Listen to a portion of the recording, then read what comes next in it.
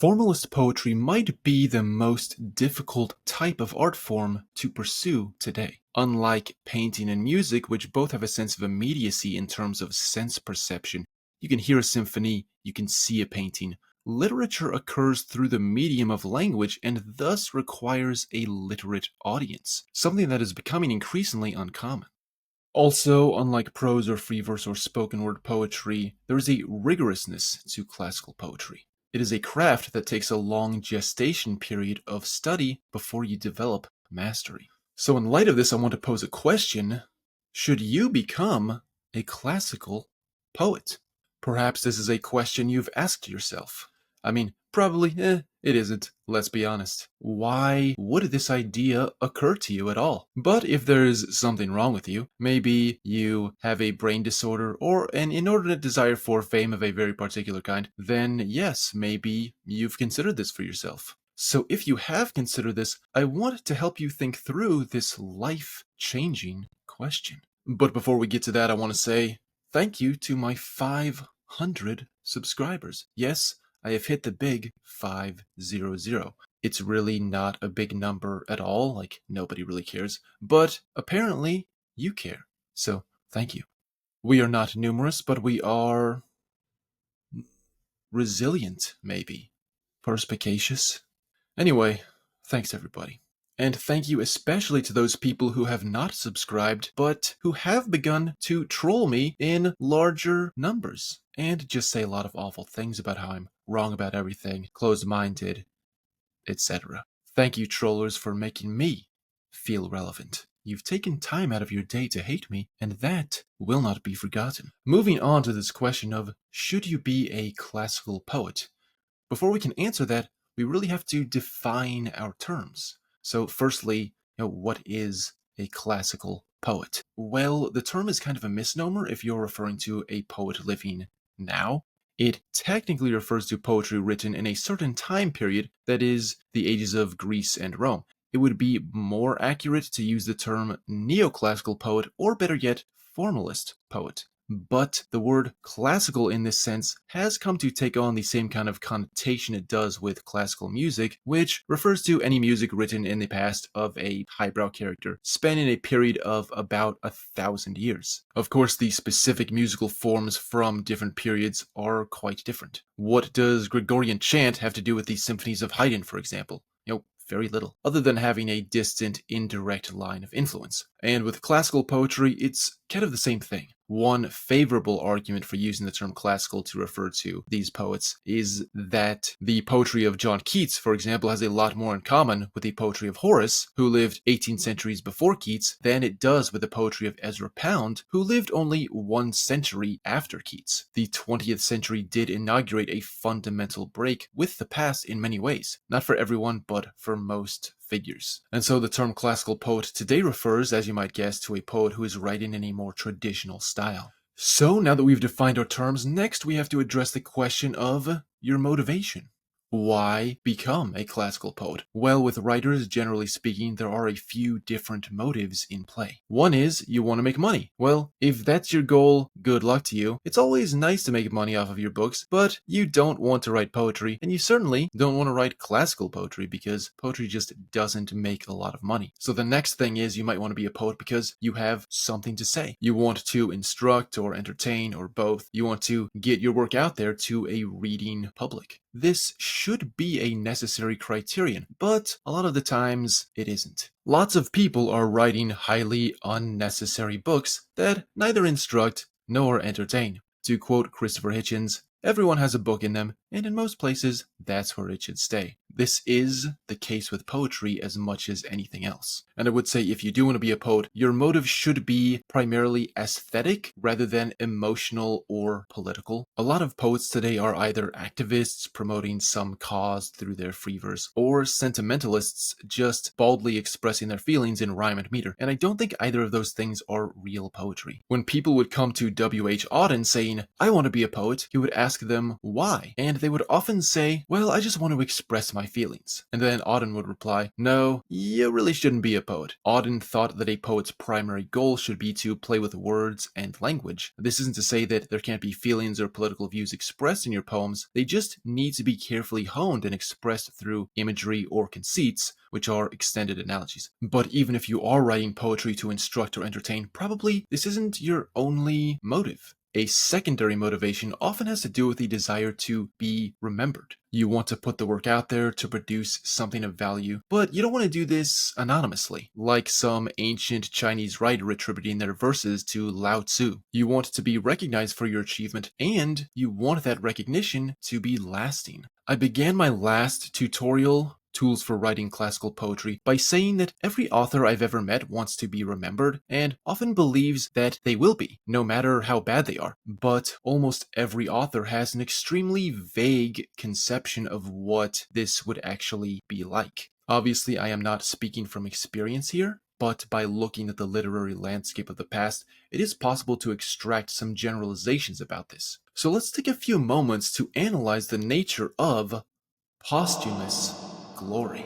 By glory, I mean fame plus deserved recognition, to distinguish from the fleeting fame of, say, being on a reality TV show. In a few of my other videos, I've posted screenshots where I referenced a scholar named Randall Collins, though I've never explicitly mentioned him. He is a sociologist who spent 25 years writing this 1,000-page book called The Sociology of Philosophies, where he examines every single major and minor philosopher in world history and analyzes their importance and sophistication in terms of their centrality to the intellectual networks of their day. He also discusses the macro-level social and economic conditions by which cultures became centers of original philosophical production. Now, if you're most people, probably you would find this incredibly boring. But if you're an artist or writer, you should find this interesting, because the principles Collins discusses apply not just to philosophers, but to artists and poets more generally. In a footnote, Collins says that dreams of posthumous glory are the realm of those occupying the intellectual periphery. And by that he means writers who are not well connected. If you ask most writers to imagine what it will be like to be read in the future, they have this idea that it will be this unambiguously great thing, like they just imagine lots of people reading and loving them. But that's just not what fame is like for great dead authors. So thinking about this more specifically, I have concluded that there are essentially 4 ways of being remembered. The first and most important is being taught in school. And the earlier this occurs, the more important you are. For the most part, it is the case that most school children will hate having you shoved down their throats and will remember you forever afterwards with a slight shudder. There are, of course, exceptions to this. There's always that one really smart student in a class who will enjoy and appreciate the material, and having a teacher who can bring the material alive is a big plus. Now, if you're teaching at a more elite private school, then this might not apply as much because your students will be of a higher caliber. I recall when I had to read Moby Dick in the 11th grade. I went to a public school and did not have a teacher who brought the material alive. I had this boring old lady, Mrs. Teague, who is easily one of the worst teachers I ever had. Now, to be honest, she probably wasn't as bad as I thought she was, but my memory from my 16-year-old brain is all I have to go on. So Mrs. Teague assigned us the first chapter of Moby Dick, and it was just torture. Then, when she told us that we wouldn't read beyond the first chapter, we would watch the Gregory Peck movie instead. All of the students, myself included, had this collective thank God moment and just started cheering. Now, of course, we thought the movie was boring too, but the movie only took 2 hours to watch. Now, I love Moby Dick, it's one of my favorite novels, but I imagine that most of my classmates, if I were to track them down today, would probably not have this opinion. That's what teenagers are like, and those memories of what you had to read in school stay with you. Now, I'm not saying kids shouldn't read these books, they should, but you have to realize what comes with that. It's a lot of boredom and resentment, and then there's like the handful of appreciators who get it.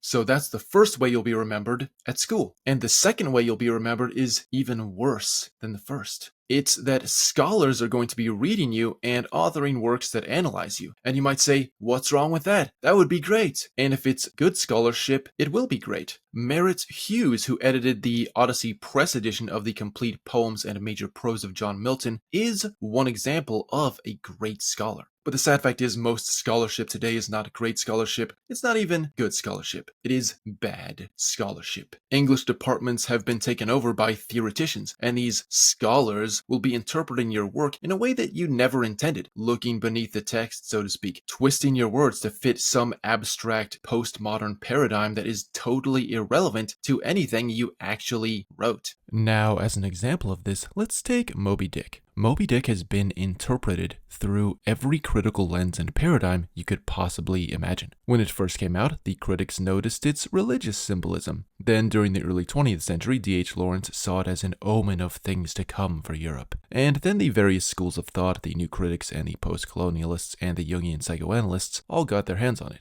Now, to be fair, Moby Dick does lend itself to all kinds of analyses. The white whale is basically a symbol of everything. So if you can put symbols like this into your work, then your work will lend itself to more critical speculation. And so you might say that one indication of canonical status is the sheer number of different critical interpretations of your work that exists, or to be more accurate, misinterpretations. Third, there are the artists who will build on your work, which is good because it will increase your overall citation rate, the best general indicator of importance and influence. Like if you're writing narratives, your characters will never be cited as much as Odysseus, the most referenced character in world literature, but with luck, you may achieve a fairly respectable citation rate in a few hundred years' time. The downside to this is, 1, most of the authors who will be citing you and influenced by you will themselves be relatively talentless and mediocre. And the more famous you are, the more this will happen. Your legacy is mostly a chain of mediocre influences, and then a few great ones. So, poets will be referencing you and talking about you in ways that are incompetent or sentimental. And the second downside is that every artist suffers from what Harold Bloom calls the anxiety of influence. They're struggling to be original, and in order to be original, they look back to the past, but their ultimate goal is to overthrow you in the canon. As literary history lengthens, the number of authors that you should be reading is expanding at a geometric rate, and nobody has time to read all these books, so the more minor figures fall out. So maybe you'll be widely read for 150 years, like Samuel Butler's Hudibras was, which is a pretty good, pretty funny mock-epic poem. Voltaire praised it highly, even said that he had never seen so much wit in one book. But ultimately, Hudibras wasn't good enough. And history is littered with pretty good books like this. One interesting aspect of Bloom's theory of the anxiety of influence is that, like the scholars who are seeing your work through the particular paradigm they were trained in, the artists building on you will misread your work and misinterpret you in light of his or her own literary ambitions. Now, this isn't necessarily a conscious activity. They're not trying to misinterpret you, they're saying what they believe. But according to Bloom, these misreadings are necessary. Interestingly, not everyone is subject to the anxiety of influence. Bloom excludes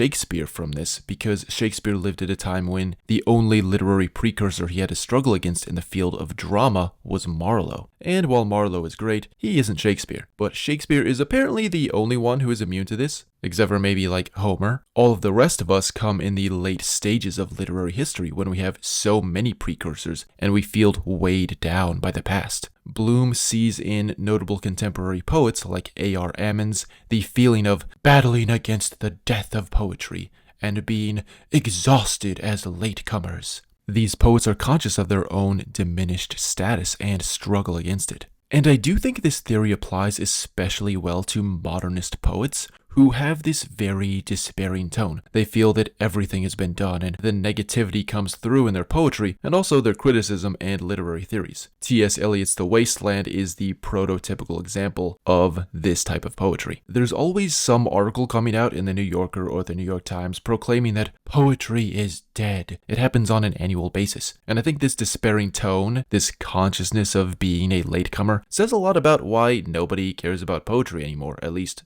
part of the reason why. There is a constant stream of angry professors and academics commenting on my YouTube videos and telling me about how I'm wrong. But I'm not wrong about this. The only people you ever see reading and defending modernist poetry are intellectuals. These academic types prove the rule. Now, just speaking for myself, I don't feel exhausted as a latecomer, or that I'm battling against poetry's death. Although I am battling against modernist poetry, which I guess is kind of like battling against poetry's death. And I can say that nobody else in my circle of formalist poets I correspond with thinks this either. If anything, I feel invigorated by the past, refreshed and renewed by the great examples it presents us, as well as the poets of the present who are actively building on them in new ways. Again, I do have a negative outlook on the trendy poets of the present who are popular, but I think that the popular Insta poets are a passing fad. There are no great Insta poets who are well known, and this isn't to say that there can't be. I don't see why there couldn't be someone writing in the format who's great, but if there is, that person doesn't have enough social media followers to have been discovered. But I think that this feeling of being invigorated, or as the sociologist Randall Collins would say, the emotional energy that goes into the production of your work, is necessary for writing good poetry that the future will value. Canonization often takes a long time to achieve. And who is it that will contribute to your canonization? Well, artists building on you in sophisticated ways, and critics who champion you. Again, let's take the supreme example.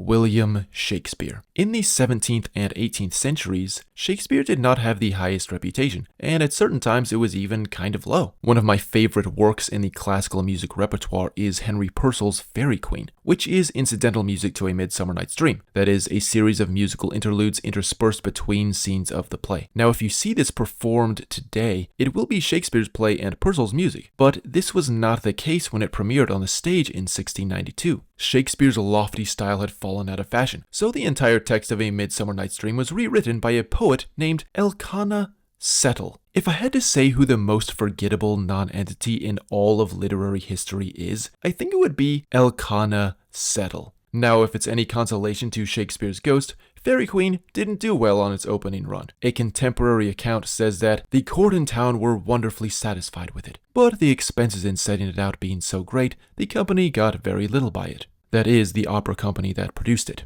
So if Shakespeare wasn't considered the greatest English bard, who was? Well, the answer many gave was John Dryden. And while Dryden is great, there's only about 6 of his poems or so, I think, that are considered canonical today, like 6 poems that people still read. And so from our perspective, it's kind of mystifying that you'd ever think John Dryden would be the greatest English poet, but many people thought that. It wasn't until the 19th century, during the Romantic era, that Coleridge championed Shakespeare as preeminent in his literary criticism, and he's been at the top for the last 200 years. But it took 200 years to get to that position.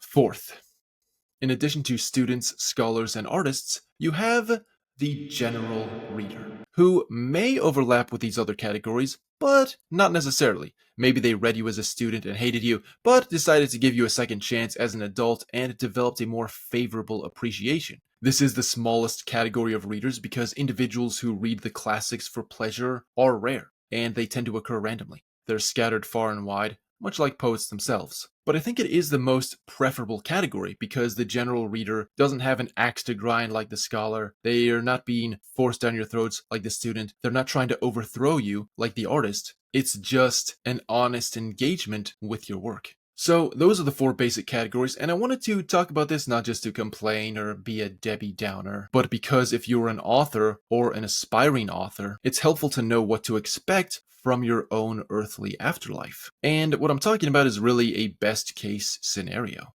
And I wanted to highlight this too because if you're imagining this state in a vague way, it is a strong indication that you won't achieve it. But even worst case scenario, you'll be on the Internet Archive or its future equivalent, and though your book may only have 12 views, at least that's something. And some curious person like me will browse a few pages of your work accidentally and say, not bad, or oof, that person really mistook their vocation in life. Now, after you come to understand the harsh realities of Postumus Glory, you have 2 questions to ask. The first is this what I want for myself? To be despised by teeny boppers and misinterpreted by intellectual idiots? And if your answer is still yes, I accept that fate, then you have another question to ask, which is, exactly how can I achieve posthumous glory through classical poetry? Now, the most obvious answer is writing poetry that's better than poetry other people are writing. But of course, how do you do this? Well, it does help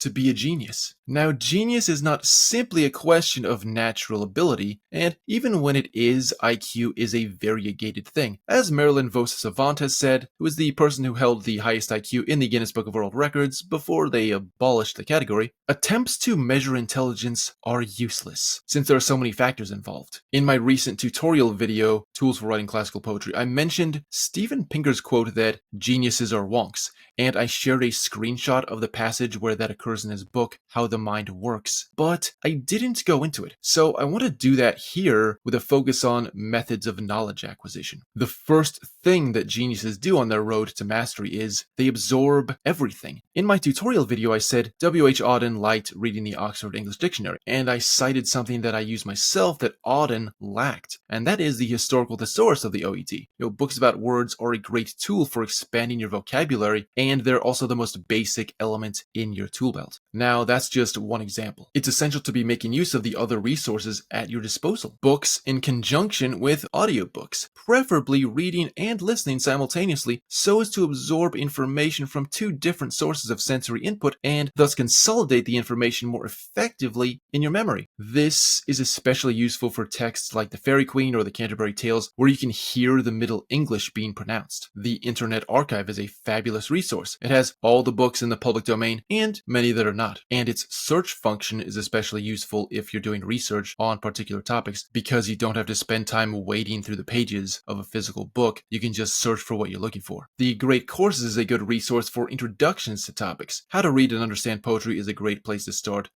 I would not really recommend Masterclass for the most part, which is the competitor to the Great Courses that has sprung up, because their courses are much shorter and each episode is only like 12 minutes or 15 minutes, and you can't really learn very much there. And also they focus on celebrities, and so it's like you're going to be getting Joy Harjo or Amanda Gorman teaching you poetry, neither of whom really know anything about that. Although I will say that Billy Collins's masterclass is pretty great. For a basic primer text, you won't find a better one than Stephen Fry's The Ode Less Traveled. Notice that I am not saying join an MFA program, because it's very unlikely you're going to learn anything useful that way. If anything, MFA programs are masterclasses on how not to write. All these various sources can help you to faster absorb the thousands of problems and solutions you need to be able to draw upon for writing classical poetry competently. Now, I'm not saying that having all these online tools at your disposal will suddenly make you a master poet with a large repertoire of skills to draw upon. There's a lot more to it than that, but these tools do make the potential for knowledge acquisition more rapid and efficient than they were in the past.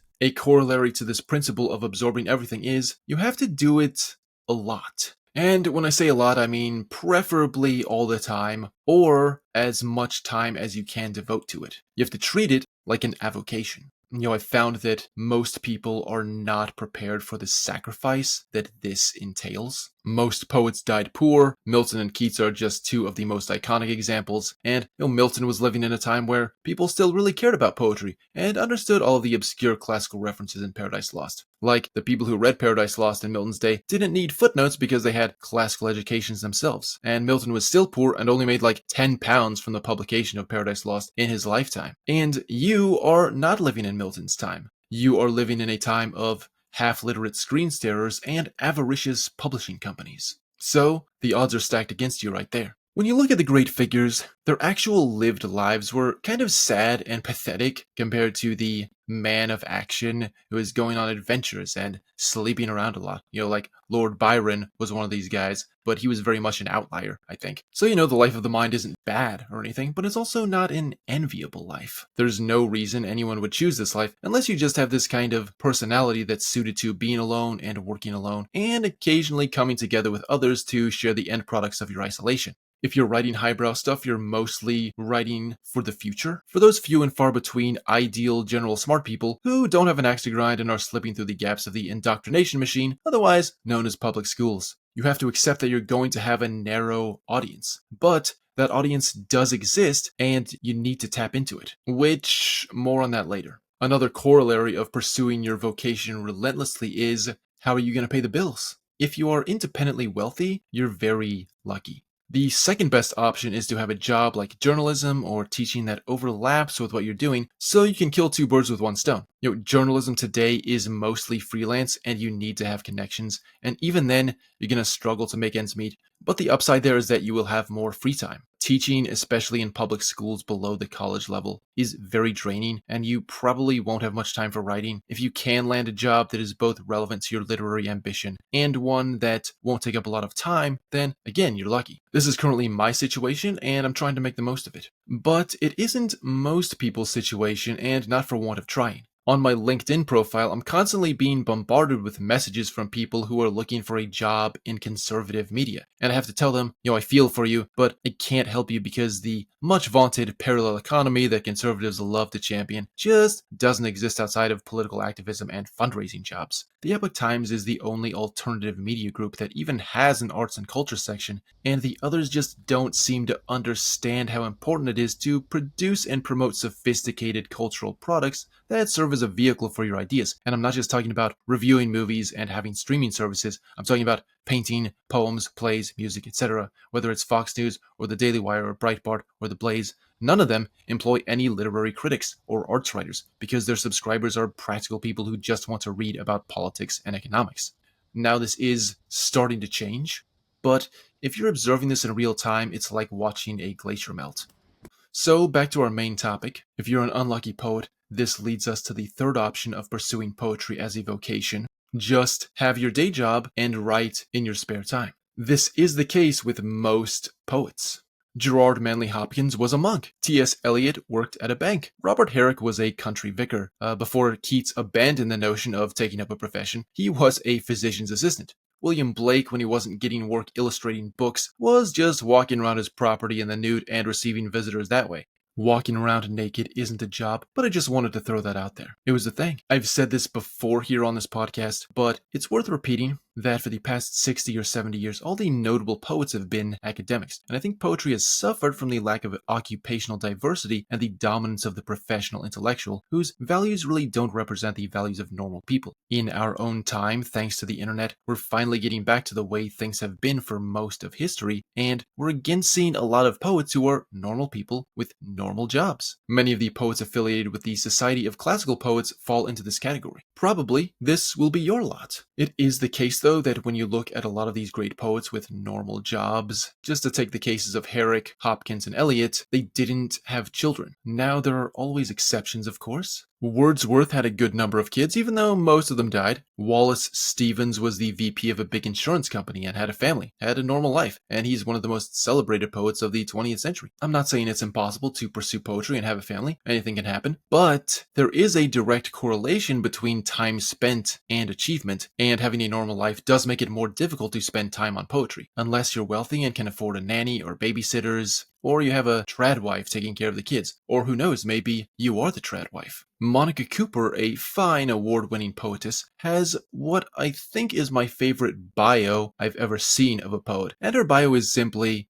Monica Cooper is an American family woman. No list of publications or awards, despite the fact that she has won awards and is widely published. She's just a family woman, and I respect that. So I'm not trying to discourage you from having a family or anything. The upside of having a family is, of course, that you can be happy and fulfilled with your life. Because literary endeavors, when pursued on their own, will not bring happiness. They may bring a sense of achievement, but they won't make you happy. Now, some poets I know are older and retired, and in their retirement, they're able to write more. Brian Yapko, probably the best living writer of formal dramatic verse monologues, is one such poet. And so, you could take this fourth route. Wait until you're retired to pursue poetry as an avocation. People are living longer than they used to in the past, so this is more common now. My own thoughts on this are, just speaking for myself, am I really going to live that long? I don't know, something could happen to me. I might get cancer or get hit by a car. Personally, I'd like to get my work out there now. And then if I do live that long, maybe my work will pick up some traction in a few decades and I can bask in the reflective glory. One argument against waiting for retirement is that in retirement, people are comfortable and more withdrawn from life than they were when they were younger, and comfort tends to breed complacency. Not always, but often, whereas desperation and suffering can be a spur to creative ambition when not taken to too much of an extreme. Another argument against this is something that people don't often consider when it comes to writing, and that is the physical aspect of writing. So what do I mean by that? Aren't you just sitting there alone in a room thinking and clickety-clacking? Well, yes, but it takes extraordinary physical endurance and stamina to do this for an extended period of time. It's exhausting. I get my best work done during marathon sessions, and the older you get, the less likely you'll be able to put in marathon sessions. While crystallized intelligence can continue to go up as you age, fluid intelligence goes down. I've hit my early 40s, and I'm already starting to feel just a little bit slower than I used to be, a little bit more tired. This isn't to say that older people can't do great work. They can. I know lots of older poets who are writing great stuff into their 70s or even later. Sophocles was 91 when he wrote Oedipus at Colonus, and Sally Cook was about the same age when she won the SCP International Competition a few years ago. So it is possible, but I'm just saying, don't hold out for that. You never know what the future's gonna bring. The earlier you start, the better, and the more time you'll have to build a reputation. But maybe you don't fall into any of those camps. You don't have a family, but you're not independently wealthy either. And you don't have a relevant job or even a good job. This leads us to our fifth option for pursuing poetry as a vocation. You could just be a bum. So here I'm citing the French writer E.M. Cioran, who is probably the greatest philosophical stylist of the 20th century. And he had an aphorism that's irrelevant here. He said, "I made a decision not to work, to live as a parasite. I never worked in my life. I never had a job except for a year in Brasov as a high school teacher. And it was a complete failure. I realized I could not practice a profession. I have to wander around in life to avoid any responsibility. I have to do everything in order to save my freedom. Freedom to not work in the proper sense of the world. All my life, I calculated how I can be free in a complete sense. Life is only worth living if you are free. I don't want to be a slave in any way. This is the only absolute certainty that I've had in life. I don't want to be subordinate. I can succumb to any humiliation on the condition that I am free."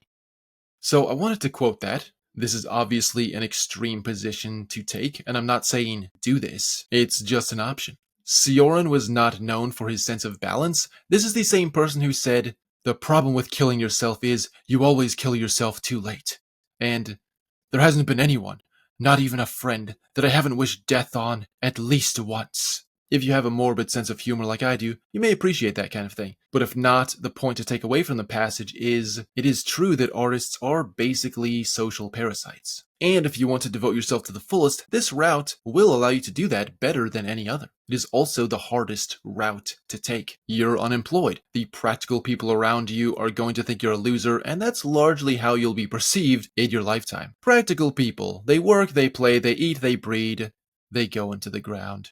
Practical people want the good things in life, which is understandable. But if you have literary ambitions, I've found it's best to not share those with these types of people because they just will not understand your motivations and they will also not care about the thing itself. So you should keep your ambitions a secret from them, or at least just don't bother trying to justify yourself because they won't get it. Now, it's possible they might take solace if you explain to them that your name is becoming an adjective for the literary style you pioneered, thus ensuring the long-term survival of your patronymic beyond any fleeting biological transmission, and that by helping you to become famous after your death, they will ensure a place for themselves in the footnotes of your biography. More likely, though, if you say this, they will laugh in your face. Practical people only recognize one thing: status. So, if you can garner some external trappings of this, whether that's some small level of literary success, book sales, writing gigs, social media followers, etc., this will help convince them that promoting your cause has value in terms of ROI, the most sacred value of practical man. In addition to this, it's important to express gratitude when you stay a few days at their house and eat their food.